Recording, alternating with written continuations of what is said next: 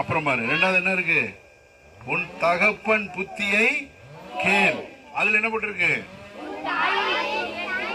உன் தாயின் போதகத்தை தள்ளாதே. நீதிமொழிகள் 1:8 சொல்லுங்க பார்க்கலாம். என் மகனே, உன் தகப்பன் புத்தியை கேட்காதே. அப்படி எழுதியிருக்கல.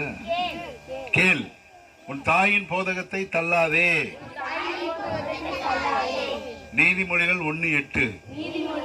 நேற்று ஒரு வசனம் சொன்னோம், ஞாபகம் இருக்கா? எத்தனை பேருக்கு ஞாபகம் இருக்குது? மார்க் 10:16. உன்னை நேசிக்கிற இயேசு. இயேசு அவர்களை அணைத்துக் கொண்டு அவர்கள் மேல் கைகளை வைத்து அவர்களை ஆசீர்வதித்தார். அப்ப என்ன சொன்ன உங்களுக்கு?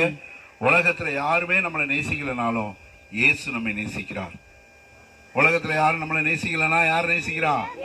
இயேசு நேசிக்க. அதனால ஐயோ அவங்க என்ன நேசிக்கலையே, இவங்க என்ன நேசிக்கலையே, அவங்க எனக்கு அதை அன்பு காட்டலையே அப்படின்னு நம்ம சொல்லக்கூடாது.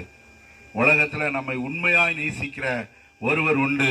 அவர்தான் வானத்தையும் பூமியும் படைத்த உலக ரட்சகராகிய இயேசு கிறிஸ்து அப்படின்னு உங்களுக்கு நேற்று சொல்லி கொடுத்தோம். இன்னைக்கு என்னன்னா, என் மகனே சொல்லுங்க. என் மகனேனா உங்களை பார்த்தா சொல்லுது. சொல்லுங்க, நீங்களாம் மகன் தானே?